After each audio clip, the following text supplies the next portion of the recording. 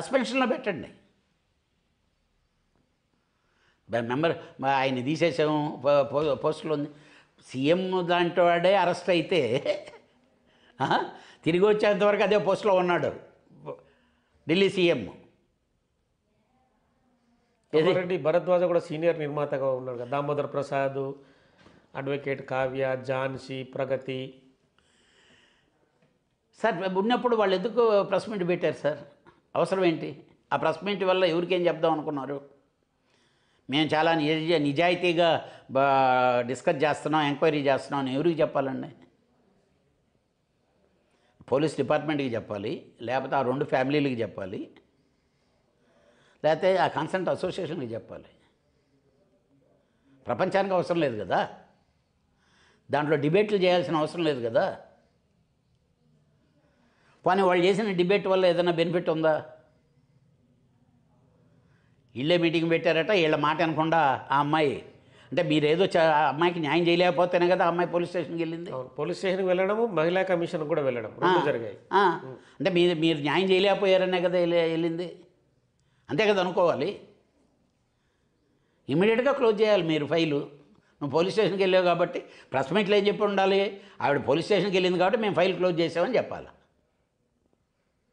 మా ఛాంబర్ రూల్స్లోనే సిస్టంలోనే ఉంది. Once court of లాకి ఎవరన్నా వెళ్తే, ఇద్దరి మధ్యన డిస్ప్యూట్ ఉండి ఒక పర్సన్ కోర్ట్ ఆఫ్ లాకి వెళ్తే ఇంకా ఆ కేసుని ఛాంబర్లోంచి క్లోజ్ చేసేస్తాం.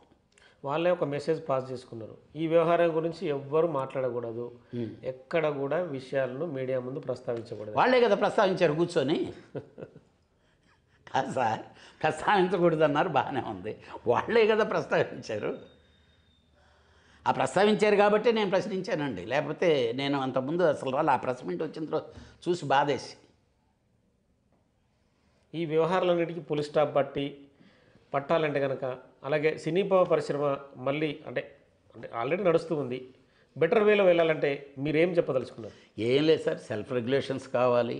రెండోది, కనీసం ఎవరన్నా సీనియర్స్ను లేకపోతే ఏం చేస్తే బాగుంటుంది అనే దాని మీద ఒక చర్చ జరిగిన తర్వాత బయటకు వెళ్ళాలి సార్.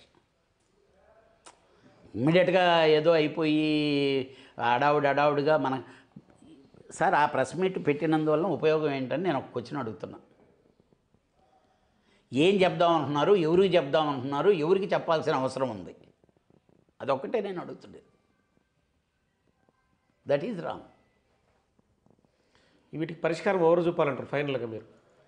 ఎందుకు సార్, రేపు జానీ మాస్టర్ అనేవాడు బెయిల్ మీదనో దేని మీదో బయటకు వస్తే అతను డెఫినెట్గా వచ్చి ప్రెస్ మీట్ పెడతాడు కదా, అతను చెప్తాడు కదా, అతని వెర్షన్ అతను చెప్తాడు. ఇప్పుడు వన్ సైడ్ వెర్షనే కదా వింటున్నాం. మీ మద్దతు వరకు జానీ మాస్టర్కా, విక్టిమ్కా? సార్ ఇండస్ట్రీకి సార్. ఓకే, సినిమా ఇండస్ట్రీకి నా మద్దతు సార్. తప్పు చేసిన వాడు శిక్షింపడాల్సిందే. అసలు లైంగిక వేధింపులు అనేవి లేవంటారా సినిమా పరిశ్రమలో? అంటే లైంగిక వేధింపులు ఉండవు సార్.